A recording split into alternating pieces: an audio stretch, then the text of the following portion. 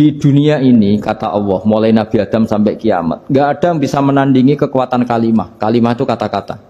Nggak ada yang bisa menandingi kata-kata. Misalnya Anda nge-grab, berangkat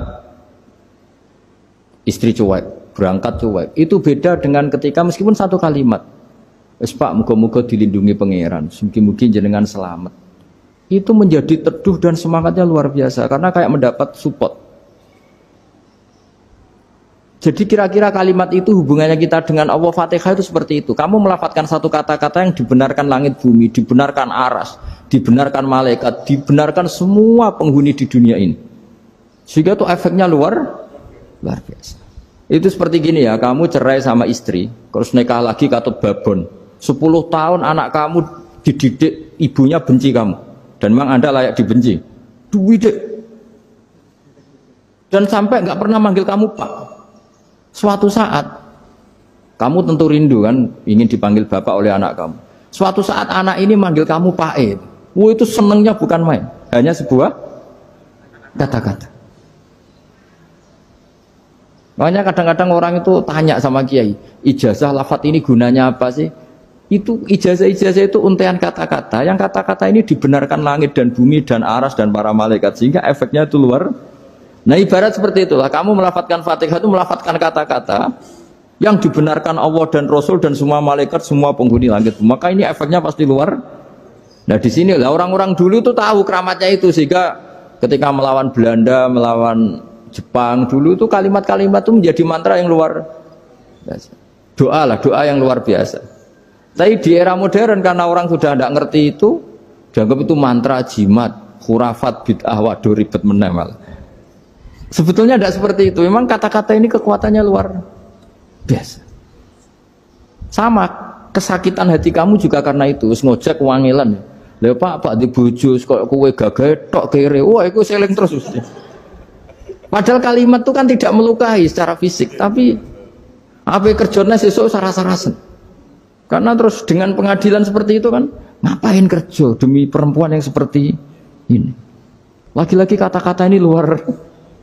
Nah bayangkan kalau kata-kata itu adalah kalimat yang diajarkan Allah lewat Rasulnya, lewat malaikat Jibril. Kayak apa kekuatannya itu? Nah kira-kira Fatihah itu gitu. Kalimat yang baik, kalimatan thayyibah diajarkan oleh Allah dan Rasul. Kayak apa kira-kira kekuatannya? Pasti luar biasa. Wong support yang dikatakan istri kita, anak kita aja luar biasa. Apalagi ini support yang diajarkan Allah dan Rasul. Ya makanya saya mohon kalau baca Fatihah, baca kalimat-kalimat thayyibah ketika sholat itu dijiwai. Ya misalnya Rabbana lakal hamdu mil'us samawati wa mil'ul ardi wa mil'u ma syi'ta min syai'im. Engkau zat yang layak dipuji dan pujian ini memenuhi langit dan bumi. Karena kita tahu nggak ada sejengkal di alam raya ini kecuali di situ ada rahmat Allah. Misalnya kamu bisa lewat sampai rumah saya, kamu mungkin anggap biasa saja. Coba kalau ngalami likuifaksi, tahu-tahu bumi ini ambles, bisa ngelewati yang likuifaksi itu luar. Tanyakan orang pernah ngalami likuifaksi di Sulawesi, itu melihat bumi bisa diinjak gak ambles itu, wah luar. Nah, sampean gak ngalami itu sehingga lewat bumi ya biasa aja. Coba kalau ngalami seperti tidur, ya biasa aja. Coba kalau ada gempa, bahwa bumi tenang ini sudah nikmat yang luar biasa. Masa kamu ngakui nikmat nunggu digituin? Ya kan? Nah, makanya baca Fatihah dijiwai lah bahwa ini kalimat yang luar biasa. Nah, saya teruskan ya.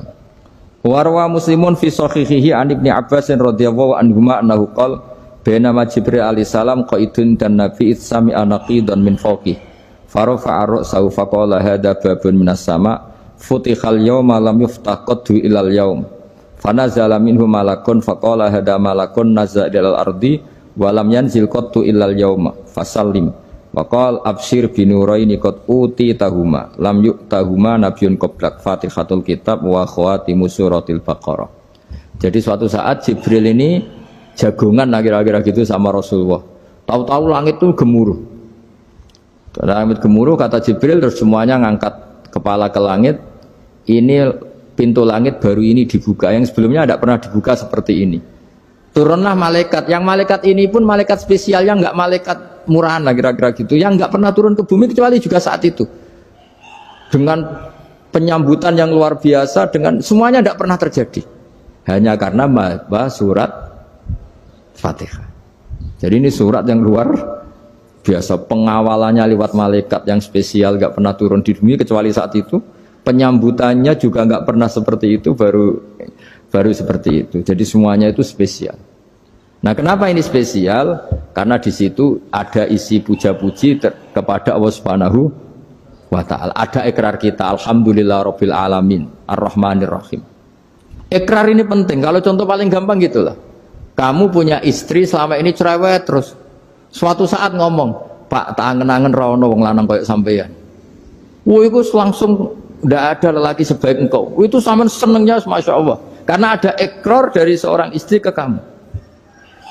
Nah, bayangkan kalau ikrar kita sebagai hamba diakui oleh Allah Subhanahu, maka ikrar ini akan dicatat sebagai kebaikan kita yang kita panen nanti di akhirat. Karena ada ikrar.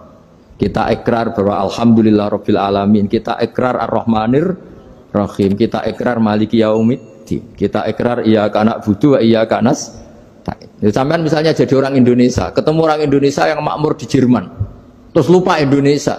Kamu orang Indonesia? Enggak, saya ada orang Indonesia. Mangkel gak kira-kira? Mangkel. Karena salah ikrar kan gitu.